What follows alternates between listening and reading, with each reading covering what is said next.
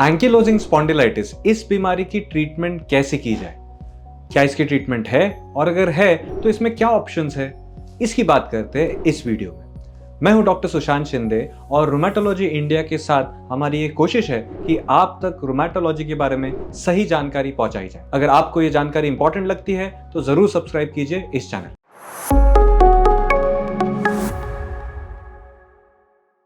देखिए, ankylosing spondylitis की treatment ये सही डायग्नोसिस के बाद ही शुरू हो सकती है, जो रुमेटोलॉजिस्ट कर सकते हैं।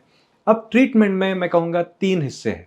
सबसे पहला और जरूरी हिस्सा है आपकी लाइफस्टाइल। एंकिलोजिंग स्पॉन्डिलाइटिस ऐसी बीमारी है जो रेस्ट करने पे बढ़ती है और एक्सरसाइज करने पे आराम देती है, तो इसलिए अच्छी फिजियोथेरेपी बहुत जरूरी है। आप अगर एंकिलोजिंग स्पॉन्डिलाइटिस से सफर करते हैं तो जरूर अपनी ट्रीटमेंट टीम में फिजियोथेरेपिस्ट को मिलिए। फिजियोथेरेपिस्ट के एडवाइस से फ्लेक्सिबिलिटी और स्ट्रेंथनिंग की एक्सरसाइज सीखिए। साथ ही साथ ये भी जरूरी है कि आप ओवरऑल एक्टिव लाइफस्टाइल रहे। ऐसा नहीं होना चाहिए कि बैक एक हो रहा है इसलिए आप बहुत समय तक रेस्ट कर रहे हैं। इनफैक्ट लंबार स्पॉन्डिलोसिस या ऐसी बीमारियां जो बढ़ती उम्र के साथ आती है, उसमें हम कई बार कहते हैं कि रेस्ट करने की जरूरत पड़ सकती है। बट एंकिलोजिंग स्पॉन्डिलाइटिस ये कम उम्र में शुरू होने वाली बीमारी है, इन्फ्लेमेटरी बीमारी है। इसमें आपको रेस्ट नहीं, एक्टिव रहना है। एक्टिव रहने से मेरा मतलब है, अगर आपका सिटिंग जॉब है तो हर आधे घंटे में, पौने घंटे में उठ के एक राउंड मार लीजिए। अगर आपका ऐसा काम है जिसमें आपको लंबे समय तक खड़े रहना पड़ता है तो स्ट्रेचिंग कीजिए। सुबह उठते के साथ थोड़ा स्ट्रेचिंग कीजिए। एक एक्सरसाइज जो मैं कहूंगा बहुत हेल्प कर सकता है वो है स्विमिंग। मैं जानता हूं हर एक को स्विमिंग पॉसिबल नहीं, बट अगर आपको वो पॉसिबिलिटी है तो हफ्ते में 2 से 3 बार अगर आप स्विमिंग के लिए जाए तो उससे आपकी बैक की मोबिलिटी और स्ट्रेंथ दोनों ही बहुत अच्छा रहेगा एंड ऑफ कोर्स पेन में भी रिलीफ मिलेगा। अगर आप स्विमिंग नहीं कर पाते हैं तो वॉकिंग, साइकिलिंग, सूर्य नमस्कार, बेसिक स्ट्रेचिंग एक्सरसाइजेस तो डेली होने ही चाहिए। एक्सरसाइज के अलावा क्या डाइट में भी कोई जरूरत है कि चेंज किया जाए? नहीं, ऐसा कोई एविडेंस नहीं जो कहे कि एंकिलोजिंग स्पॉन्डिलाइटिस को कुछ नहीं खाना है। खाना बदलने की जरूरत नहीं है, एक्सरसाइज करने की जरूरत है। इसके बाद आता है रोल दवाइयों का, और दवाइयों में जो सेकेंड स्टेप में कहूंगा वो है कन्वेंशनल डीमार्ट्स। कन्वेंशनल डीमार्ट्स का मतलब है डिसीज मॉडिफाइंग ड्रग्स जो थोड़े पुराने हैं। इसमें एक जरूरी दवाई होती है एनसेड्स या नॉन स्टेरॉइडल, जिसमें स्टेरॉइड नहीं, ऐसा non steroidal anti inflammatory drugs. ये दवाइयां वो है जो दर्द भी कम करते हैं, इन्फ्लेमेशन भी कम करते हैं और पेशेंट की लाइफस्टाइल बैक टू नॉर्मल ले आ सकते हैं। अब इसमें एक कंफ्यूजन हो सकता है, जो दवाइयां इन्फ्लेमेशन कम करे और दर्द कम करे, कई बार लोग मिस्टेक कर लेते हैं कि ये पेन किलर्स है। देखिए, कुछ ऐसी दवाइयां हैं जो सिर्फ दर्द कम कर सकती है। एग्जाम्पल लूंगा जैसे ट्रामेडॉल।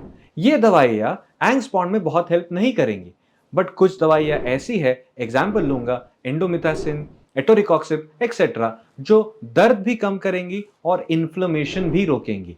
ऐसी दवाइयां एंकिलोजिंग स्पॉन्डिलाइटिस के पेशेंट्स के लिए बहुत जरूरी है। सिर्फ ये सोच के कि ये पेन किलर है, इन्हें छोड़ देना गलत होगा। Under the right advice of your rheumatologist आप इन दवाइयों को लंबे समय तक ले सकते हो। मैं नहीं कह रहा हूं कि आप खुद की मर्जी से लीजिए, अंडर गाइडेंस लीजिए। क्या इनसे किडनी फेल होगी? रिस्क बहुत कम है। क्या इनसे फायदा होगा? चांस बहुत ज्यादा है। मैं वापस कहूंगा, रिस्क बेनिफिट रेशियो आपके फेवर में है। इन दवाइयों को सही से लें। एनसेड्स के अलावा एक और ग्रुप है जिसे सल्फासालाजीन कहा जाता है। सल्फासालाजीन नाम की दवाई भी कुछ पेशेंट्स को हेल्प करती है। अब ये कन्वेंशनल दवाइयों के बाद आता है एडवांस दवाइयों का थर्ड स्टेप। इसकी जरूरत हर एक को नहीं है। जिनको लाइफस्टाइल मॉडिफिकेशन, एक्सरसाइज और कन्वेंशनल दवाई से फायदा नहीं पहुंचा है, उन्हीं को लेना चाहिए एडवांस दवाई। इन एडवांस दवाइयों में पहला ग्रुप है बायोलॉजिक्स, जिसमें 2 टाइप के ग्रुप्स इंडिया में आज अवेलेबल है। एक है एंटी टीएनएफ और दूसरा है एंटी इंटरल्यूकिन 17। ये दवाइयां, मैं बड़े बड़े नाम ले रहा हूं, बट ये दवाइयां एडवांस दवाइयां हैं। इनका फायदा क्या होगा? तुरंत रिलीफ मिलेगी। दूसरा फायदा क्या होगा? लंबे समय तक रिलीफ रहेगी। तीसरा फायदा क्या होगा? मैक्सिमम लोगों को बेनिफिट देखा जाएगा। कोई भी दवाई 100% सबको फायदा दे ऐसा तो नहीं हो सकती, but compare to conventional of course इनका फायदा ज्यादा लोगों में है। अब अगर ये इतने फायदेमंद दवाई है तो क्या हर कोई यूज कर रहा है? नहीं, इनके साथ अपने प्रॉब्लम्स भी है। एक बड़ी प्रॉब्लम कॉस्ट है, ये एक्सपेंसिव दवाइयां है। और दूसरा प्रॉब्लम इनकी मॉनिटरिंग। इनको देने से पहले और इनको देते वक्त मॉनिटरिंग और टेस्ट करना पड़ता है कि पेशेंट को कोई इन्फेक्शन तो नहीं, टीबी तो नहीं, हेपेटाइटिस तो नहीं। ये सारी जांच पड़ताल करने के बाद ही बायोलॉजिक्स दिए जाते हैं। But biologics can give very good results if you are taking them under the guidance of rheumatologist. तो इसके बारे में अपने रोमेटोलॉजिस्ट से जरूर डिस्कस करें। बायोलॉजिक्स के साथ ही आज एक नया ग्रुप उभर के आ रहा है जिसे जैक इनहिबिटर्स कहा जाता है और जिसमें एक दवाई टोफैसिटिनिब अब जेनेरिक बनने के बाद काफी सस्ती हो चुकी है।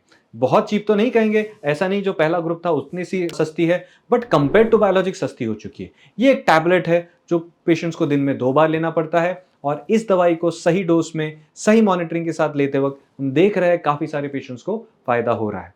तो to summarise I can say have a good lifestyle, take the right drugs, take them for the right duration and keep a positive frame of mind।